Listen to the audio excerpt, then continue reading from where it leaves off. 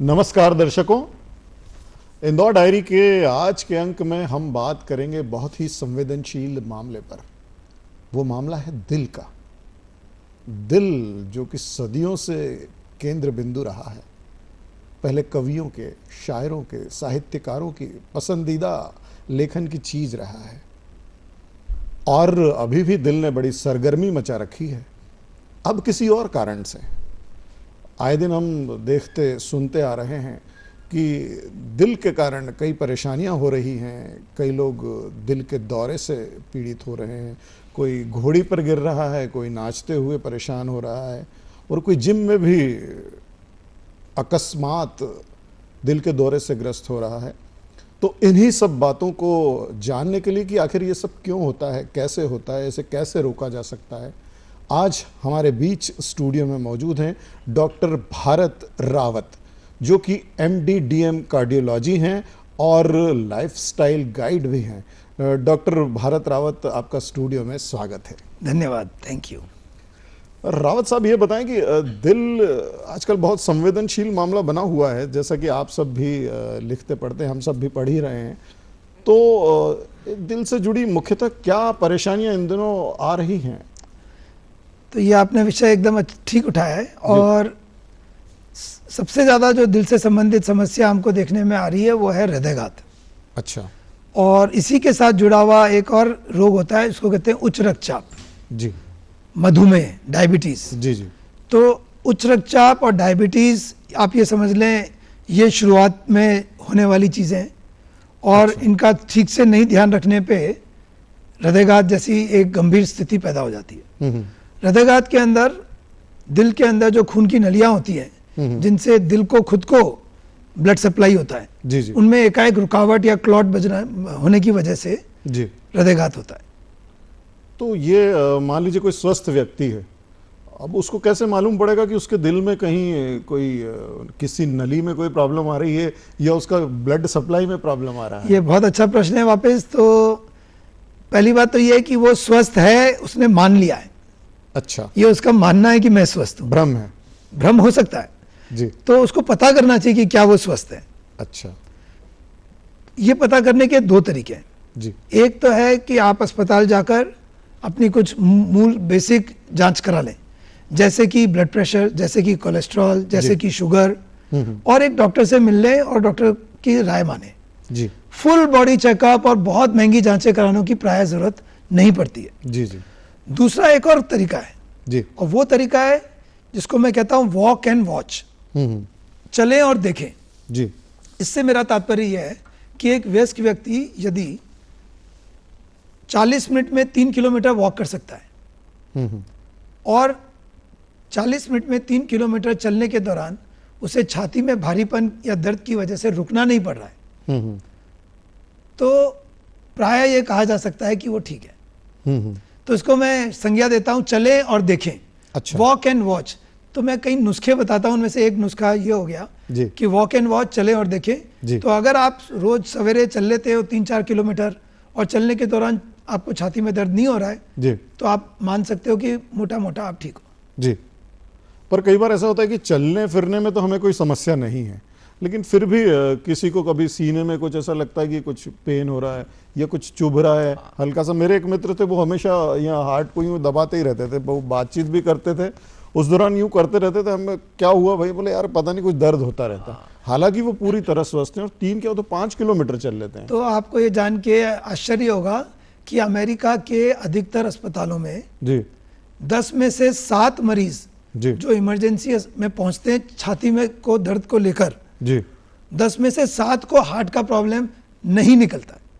अच्छा। तो बहुत सारे लोग सीधे हमारे पास आते हैं, डॉक्टर साहब देखिए ना मेरे हार्ट में पेन है। सबसे पहले मैं उनसे कहता हूं आप ये कहो मुझसे कि आपके छाती में दर्द है, दर्द है। हार्ट में है कि नहीं है ये मैं बताऊंगा। जी जी जी। आप मत कल्पना करके आ जाओ कि अगर आपको बाईं तरफ छाती में दर्द हो रहा है तो ये निश्चित तौर पे हार्ट का ही होगा। तो हार्ट, छाती में दर्द के और भी बहुत कारण है। उनमें सबसे प्रमुख है मांसपेशियों का दर्द, तनाव, कई बार एसिडिटी, गैस। तो ज़्यादा चिंता करना, इन सब चीज़ों से मांसपेशियों के अंदर तनाव हो सकता है और आपको दर्द महसूस हो सकता है। तो एक तो हो गया वॉक एंड वॉच, अगर चलने से तकलीफ है तो दिक्कत है। जी। दूसरा, अगर आपको दबाने से थोड़ा सा बेहतर या खराब महसूस हो रहा हो, जहां पे भी दर्द है, इसका मतलब ये दिल से संबंधित नहीं है। अच्छा। तीसरा नुस्खा यह है कि अगर एक सिक्के के आकार के अंदर अंदर पेन हो रहा है, बिल्कुल लोकलाइज पिन पॉइंट, एक पॉइंट पे पेन हो रहा है, थोड़ा ऊपर थोड़ा नीचे, हाँ दुखा, ये हार्ट का नहीं है। पर्टिकुलर एक ही जगह पर होना अगर एक ही जरूरी पॉइंट पे तो भी हार्ट का नहीं है। और अगर फिर भी संदेह है तो जैसे मैंने कहा, आप डॉक्टर को दिखा सकते हैं। कुछ केसेस में हम एक स्ट्रेस टेस्ट कर लेते हैं, इसको कहते हैं ट्रेडमिल टेस्ट। है। जी जी जी, TMT। उससे पता और जैसे कि देखने में आता है कई बार, अभी समाचार पत्रों में हम पढ़ लेते हैं कि डांस करते करते ही अटैक आ गया, तो व्यक्ति जरा से दर्द ना हो तो भी उसे परेशानी हो जाती, कहीं मुझे कुछ हो तो नहीं गया। और फिर जैसा कि आपने कहा कि ब्लड प्रेशर नापना, और खुद कई बार मशीनों से भी फ्लक्चुएट हो जाता है, टेंशन के मारे भी बढ़ जाता है, फिर वो दवाइयाँ शुरू। तो ये किस तरह, क्या इनसे बचा जा सकता है? तो पहली बात तो अपन ये माने कि इसमें तो कोई संदेह नहीं है जी। कि पहले से ज़्यादा चीज़ें आजकल हम रिकॉर्ड करते हैं, पहले से ज़्यादा चीज़ें हम बार बार देखते हैं, रिप्ले करते हैं, फॉरवर्ड करते हैं, मीडिया भी ज़्यादा वो हो गया है मुस्तैद। जी जी। तो जो चीज़ें हो रही है उसका असर बहुत ज़्यादा हो रहा है, क्योंकि वो बहुत ज़्यादा तरीके से फैल जाती है और दिखाई देती है। जी। दूसरा ये भी है कि जो भी मृत्यु आप देख रहे हैं वो जरूरी नहीं है कि सब हृदयघात की हो।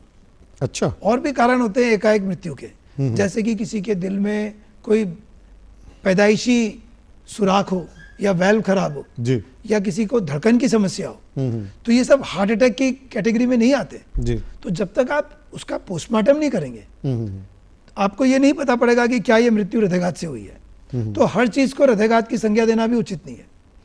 फिर आपने उठाई ब्लड प्रेशर की बात। जी। ये बहुत एक आवश्यक चीज है जानना कि इस वक्त हमारे देश में शहरी इलाकों में करीब 28% वयस्क लोगों को उच्च रक्तचाप है।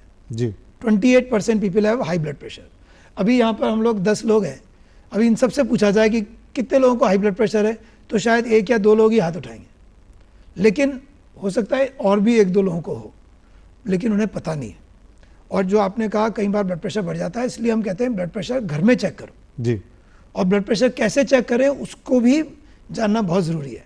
सबसे प्रमुख बात दर्शकों मैं आपको ये बताना चाहता हूँ कि जब आप ब्लड प्रेशर घर में खुद चेक करें तो ये देखें कि पहली रीडिंग हमेशा गलत आती है, तो पहली रीडिंग को तो डिस्कार्ड कर दीजिए। अच्छा। दूसरी और तीसरी रीडिंग का एवरेज लीजिए। दूसरी बात ये समझ लें कि यहाँ पर कपड़ा ना हो, अगर पतला कपड़ा है तो उसके ऊपर ही कर लें, लेकिन कम से कम स्लीव्स को ऊपर ना करें, ऐसे पूरा कपड़ा ऊपर करके मत बांधिए। या तो बिल्कुल पतला है तो उसके ऊपर ही कर लीजिए, नहीं तो उतार दीजिए। तीसरा है कि बैठ के ब्लड प्रेशर लेना है, लेट कर नहीं लेना है। और बैठे तो बैक रेस्ट होना चाहिए, पाँव को ऐसे क्रॉस करके नहीं बैठना है, दोनों पाँव को सीधे रख के बैठना है। पेशाब आ रही है तो पहले पेशाब करके आ जाए। पिछले 1 या 2 घंटे में आपने सिगरेट ना पियो, चाय कॉफ़ी ना पियो, 2 मिनट थोड़ा रिलैक्स करें, फिर ब्लड प्रेशर चेक करें। तो इन 8-10 बातों का ध्यान रखेंगे और पहली रीडिंग को डिस्कार्ड करके दूसरी या तीसरी रीडिंग लें। मतलब 3 बार हमें रीडिंग करना अच्छा रहेगा। और 3 में से जो ज्यादा है उसे मान लें, जो आखिरी की 2 हैं उसका एवरेज, उसका एवरेज ले, उन दोनों में से भी। और दोनों हाथ में ब्लड प्रेशर चेक करें, जिसमें ज्यादा है उसको सही माने और आगे से उसी हाथ में चेक करते रहे। अच्छा। ये और एक नियम है। मतलब ये लेफ्ट या राइट, जैसे जनरली कहते हैं कि लेफ्ट हैंड का करना चाहिए, दोनों हाथ का चेक करें जिसमें अधिक आ रहा है। अच्छा। जिंदगी भर आप उसी हाथ को आप सही माने और सिर्फ वहीं पे चेक करें। तो ये कुछ मैंने आपको नुस्खे बताए, how to check blood pressure at home. ये जिस तरह आप नुस्खे बताते हैं और मरीजों को देखते हैं, अभी जिस तरह का सिनेरियो चल रहा है, इसमें किस तरह के पेशेंट अपनी परेशानी लेकर ज़्यादा आते हैं आपके पास? देखिए, इस बात में संदेह नहीं है कि हृदय के रोगियों की संख्या बढ़ी है जी, और हम सबको जागरूक रहने की ज़रूरत है जी। लेकिन मैं कहीं ना कहीं ये भी देख रहा हूँ कि हम कई बार ज़रूरत से ज़्यादा भी डरे हुए होते हैं। वो भी करना उचित नहीं है। अब हर व्यक्ति ये सोच के कि मैं जिम जाऊँगा तो जिम करते हुए मेरे को कुछ होना जाए, या डांस करूँगा तो क्या डांस ही ना करें, या घोड़ी पे ही ना बैठें, ऐसे थोड़ा होता है। तो आप अपने सामान्य जीवन जिए ज़रूर, और लेकिन अपने लक्षणों को अनदेखा ना करें। कुछ लोग ऐसे हैं जो हर चीज़ को बहुत सीरियसली ले लेते हैं, और कुछ ऐसे भी हैं जो कहते हैं नहीं मुझे कुछ नहीं है, मुझे कुछ नहीं है, मुझे कुछ नहीं है। होते हुए भी मना कर हाँ, देते तो ये दोनों परिकाष्ठाएं ठीक नहीं है, और आपको एक अपने डॉक्टर के ऊपर विश्वास होना चाहिए, जी जो आवश्यकता से कम उपचार नहीं करे और ज़्यादा भी ना करे, जी और उसको आप नियम से दिखाएं, जो आवश्यक है वो जांचें करें, जी। कुछ भी लक्षण है तो डॉक्टर से सलाह कर लें। डॉक्टर साहब, एक ये मैं जानना चाहूँगा कि जैसे आपने कहा कि ब्लड प्रेशर बहुत महत्वपूर्ण भूमिका निभाता है दिल की परेशानियों में, तो मान लीजिए अगर हमारे पास मशीन नहीं है घर पर, या हमने अभी डॉक्टर को दिखाया भी नहीं है, तो मुझे कैसे मालूम पड़ेगा कि मेरा ब्लड प्रेशर बढ़ रहा है या कम हो रहा है? देखिए, बहुत इंपॉर्टेंट है ये जानना कि हाई ब्लड प्रेशर को हम एक साइलेंट किलर कहते हैं। जी तो लक्षण का इंतजार करना ठीक नहीं है। आप मुझसे पूछो, मैंने अपना लास्ट ब्लड प्रेशर कब चेक कराया? 3 हफ्ते पहले कराया। आपने अपना ब्लड प्रेशर कब चेक कराया पिछली बार? कल ही किया है। कल ही किया है, बहुत अच्छा है। तो दर्शकों, आप सबसे भी मैं पूछना चाहता हूँ, आप लोगों ने अपना ब्लड प्रेशर लास्ट कब चेक किया? आपने अपने मम्मी पापा का ब्लड प्रेशर कब चेक कराया? आपने अपने ताऊजी ताईजी को कब कहा कि अपना ब्लड प्रेशर चेक कराओ? शुगर कब आपने चेक कराई? तो ये 2 चीज़ें चेक कराते रहें, शुगर और ब्लड प्रेशर, और लक्षणों का इंतजार न करें। मैं सभी दर्शकों से निवेदन करना चाहता हूँ कि जैसे कि अभी बात उठाई गई ब्लड प्रेशर की मशीन की, मेरा ऐसा सोचना है कि 1,500 से 2,000 रुपये में ऑटोमेटिक मशीनें आजकल उपलब्ध हैं, और ये प्रायः सब अच्छी होती हैं। महंगी कंपनी की खरीदने की ज़रूरत नहीं है। ऑटोमेटिक मशीन आप लें और अपने घर में रखें। हाँ, दिन में 2 बार मत चेक करें, हफ्ते में 1 बार चेक कर लें। अच्छा, इसका भी कोई टाइम होता है कि जैसे हमने आज सुबह किया तो कल सुबह ही हमें करना है, तो उस दौरान की रीडिंग कुछ आती हो? कोई एक समय आपने को आप नाप सकते हो कि आप भाई इस समय हम ब्लड प्रेशर चेक करते हैं, महीने में 1-2 बार चेक करके रख लें। अगर बढ़ा हुआ है तो ज़्यादा चेक करें, और आपको अपने डॉक्टर से को जब भी आप मिलने जाएं तो वो डायरी लेके जाना चाहिए कि भाई हमारा ब्लड प्रेशर का टेंडेंसी ये चल रहा है। मतलब उसको नोट करके रखना भी जरूरी है। हाँ, वो बहुत इंपॉर्टेंट है। अच्छा डॉक्टर साहब, जैसे अभी इन दिनों जो चल रहा है सडन अटैक या साइलेंट अटैक जिसे हम कहते हैं, ये मोस्टली क्यों हो जाता है ये? तो जैसे मैंने एक तो ये आपसे कहा कि सारी मृत्यु हृदयघात से नहीं है जी। कुछ मृत्यु बच्चों के अंदर एक जन्मजात रोग से हो सकती है, जो करीब 1 से 2% बच्चों में होती है। जी। पैदा होते हैं तो एक वेल्व खराब हो सकता है, दिल में सुराख हो सकता है। जी। कुछ लोगों की धड़कनें खराब हो जाती हैं। कुछ लोग ऐसे बच्चे भी होते हैं जिनका बहुत ही ज़्यादा कोलेस्ट्रॉल बढ़ा हुआ हो, या उनके परिवार के अंदर एक वंशानुगत रोग हो जी जी। और उसका ख्याल ना जाए। जी। तो फैमिलियल हाइपर कोलेस्ट्रोलिमिया नाम की एक बीमारी है जिसको FH कहते हैं। ऐसे बच्चों में 10 से 15 साल 20 साल की उम्र तक होते होते भी हृदयघात हो जाते हैं जी। और ऐसा 400 में एक परिवार में होता है। अच्छा। तो जिन परिवारों में हृदयघात के ज़्यादा पेशेंट्स रहें, वहाँ पे ज़रूरी है कि छोटे बच्चों का भी कम से कम एक बार कोलेस्ट्रॉल की जांच करा ली जाए, और अगर वो बहुत अधिक मात्रा में है तो डॉक्टर से सलाह करके उसका उपचार किया जाए। तो मतलब बीपी के साथ कोलेस्ट्रॉल का भी ध्यान रखना। हाँ, कोलेस्ट्रॉल का ध्यान रखना। अच्छा, कोलेस्ट्रॉल का भी असर रहता है कि दिल की, जो लोग डरते हैं कि एक बार हमने अगर डॉक्टर को दिखा लिया और डॉक्टर ने दवा लिख दी तो फिर जीवन भर वो पीछा करेगी दवाइयाँ, और कुछ लोग तो ऐसा भी करते हैं कि जब बीपी बढ़ता है तब दवा ले ली और ठीक हो गया तो फिर बंद कर दी। क्या आपको ऐसा लग रहा है दोस्तों कि ये आपकी कहानी सुना रहे हैं कि जब आपका बीपी बढ़ता है तो आप दवाई ले लेते हैं, जब बीपी ठीक होता है तो छोड़ देते हैं? जी। मुझे लगता है ये बहुत कॉमन है। शायद हर घर के अंदर इस तरह का कोई एक ना एक मरीज होता है जो नियमित दवाई लेना नहीं चाहता है। जी। मैं आप सबसे निवेदन करना चाहता हूँ कि जिस भी डॉक्टर को आप चुनें उस पर विश्वास करें और डॉक्टर की सलाह मानें। अगर आपका ब्लड प्रेशर कम रहने लग जाए तो अपने डॉक्टर से सलाह करें, वो आपकी दवाई आधी कर देगा और फिर चेक करते रहें, और अगर ठीक ही है तो बंद भी कर देगा। पर ये आप काम खुद ना करें तो बेहतर है, और जब भी दवाई ऊपर नीचे करें और जागरूकता के साथ अपने जीवन शैली को और ठीक करने का कोशिश करें, और अपने डॉक्टर से ज़रूर ये पूछा करें कि डॉक्टर साहब ये दवाई लेने के अलावा कुछ ऐसे नुस्खे बताओ, क्या करूं क्या ना करूं कि मुझे आपके पास ना आना पड़े। ये आपने नुस्खे की अच्छी बात कही, और जैसा कि आप चर्चा के दौरान बता भी रहे थे कि आप इस तरह की बहुत क्लास भी लेते हैं, कुछ ग्रुप बनाया हुआ है, कुछ अपने इस तरह के बहुत काम भी कर रहे हैं। तो मैं ये भी जानना चाहूँगा कि कोलेस्ट्रोल ना बढ़े या दिल की बीमारियों से हम थोड़ा सा दूर रहें, सतर्क रह सकें, तो किस तरह की लाइफस्टाइल हमको अपनानी होगी? मुझे बड़ा अच्छा लग रहा है कि आपने प्रश्न पूछा और आप सब लोग इस चीज़ को ध्यान से सुनिए। तो हमने वास्तव में एक इंदौर हार्ट क्लब खोला है, और आप हमको व्हाट्सएप कर सकते हैं, और व्हाट्सएप का नंबर ये आपको दे देंगे। तो उसमें आप सिर्फ ये लिखें कि इंदौर हार्ट क्लब का लिंक भेजें, दिल के नुस्खे हर हफ्ते हल्के फुल्के। अभी अब क्योंकि आपने प्रश्न किया तो कुछ नुस्खे मैं आपको अभी बता देता हूं। बिल्कुल। तो एक नुस्खा तो यह है कि अंग्रेजी का ये शब्द जान लें, MADE, मेड। जी। क्या मैंने अपना दिल सफल बनाया? Have I made my day? मैंने अपना दिन सफल बना। रात को सोने से पहले अपने आप से प्रश्न पूछें कि क्या मैंने इन 4 चीजों पे ध्यान दिया। वो 4 चीजें क्या है दोस्तों? MADE, अंग्रेजी का ये शब्द है आपके सुरक्षित दिल के लिए एक मंत्र। जानते हैं ये क्या है? M is mental relaxation. अच्छा। दिन में 8-10 बार ठाका ला के हंसें, आसानी से मूड खराब होने वाले व्यक्ति न बने, खुश रहें, गुस्सा ना करें, और शांत रहने के लिए प्राणायाम, ध्यान, अच्छी नींद, इन सब चीज़ों का फ़ायदा लें। तो ये हो गया M, मेंटल रिलैक्सेशन।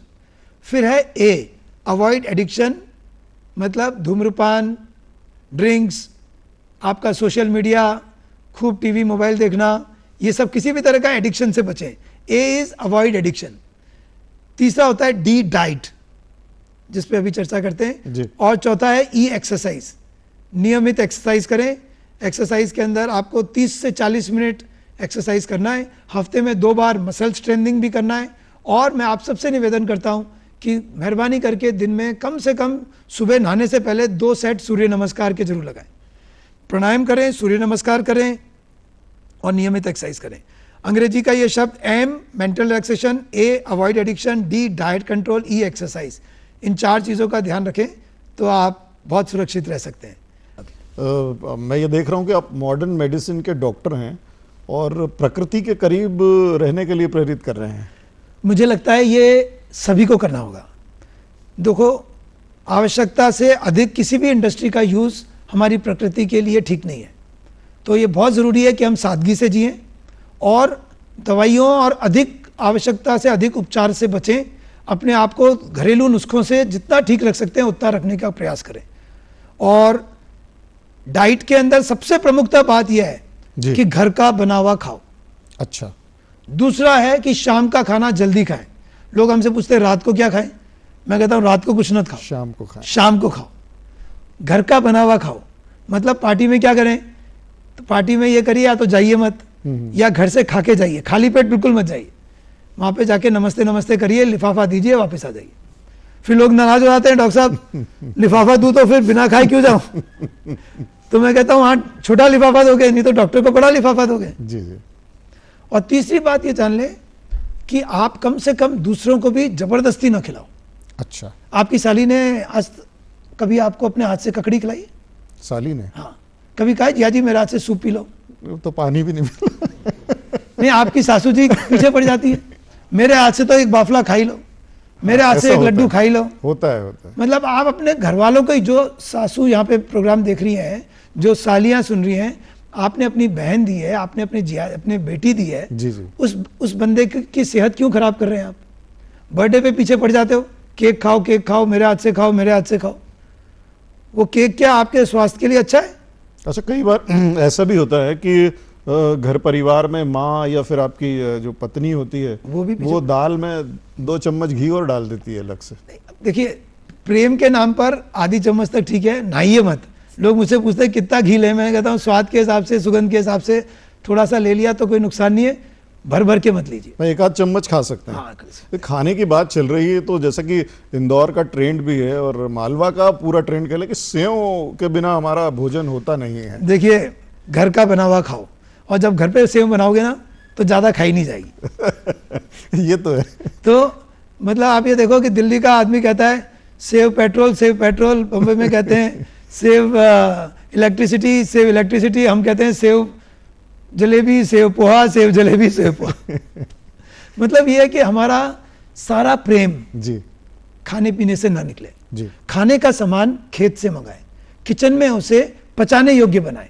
फैक्ट्री का सामान घर ना आए, घर का बना हुआ चाव से खाएं। यही है यूनिवर्सल डाइट, जो कि है सबके लिए राइट। मतलब प्रकृति की ओर लौटना होगा हमें। जितना हो सके आप ऑर्गेनिक चीजें लें, जितना हो सके सब्जियां और फल वो लें जो सस्ती मिल रही हो, जो हर ठेले पे मिल रही हो, जो छोटी छोटी हो, जिन पे दाग लगे हुए हो, जो सस्ती हो, वो सही है। और जो बड़े बड़े हैं, जो खूबसूरत हैं, जिसपे बेस्ट क्वालिटी का लेबल लगा हुआ है, अच्छा। जो बड़ी बड़ी दुकानों पे ही मिल रहे हैं, वो सब ठीक नहीं है।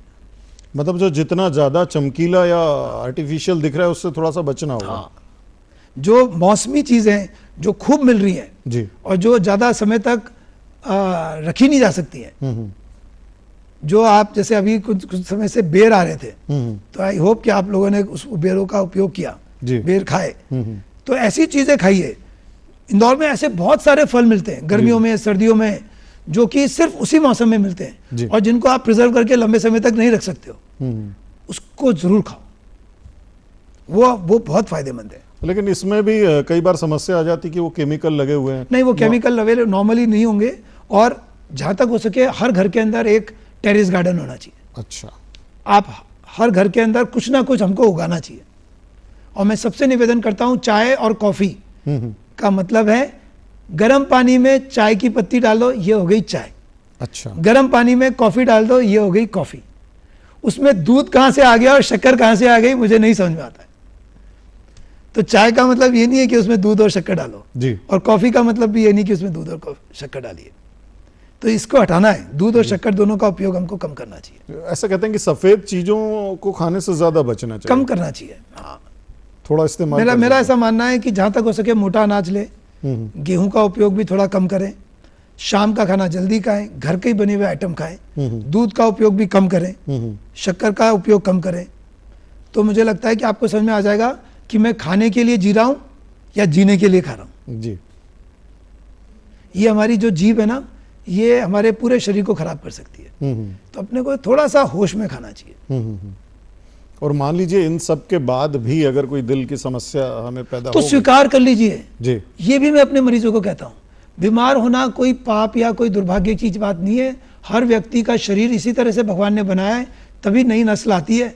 तो हम सबको थोड़ी ना कोई बीमारी के थ्रू ही भगवान इस यहाँ से लेके जाएगा। तो जो लोग बीमार भी हो चुके हैं, वो भी अपने स्वास्थ्य का पूरा ध्यान रखते हुए एक बहुत अच्छा खुशहाल जीवन जी सकते हैं जी। बिल्कुल डिप्रेशन की बात नहीं है, बिल्कुल छटपट होने की बात नहीं है। ऐसा बिल्कुल होने वाला नहीं है कि आप 100 साल की उम्र तक कभी दवाई नहीं खाओगे या 100 साल की उम्र तक आपको कोई रोग नहीं होगा, ऐसा किसी के साथ नहीं होगा जी। तो डॉक्टर भी बीमार पड़ सकता है, आप भी बीमार पड़ सकते हैं। बीमार हो भी जाएं तो उसको स्वीकार करना भी आना चाहिए, मुस्कुराते रहें। बिल्कुल, मुझे ये बहुत इस चीज़ का प्रकृति की तरफ तो प्रेम है ही, और मैं देखिए अपने मरीजों को भी ये दिखाना चाहता हूँ जी, और ये याद दिलाना चाहता हूँ।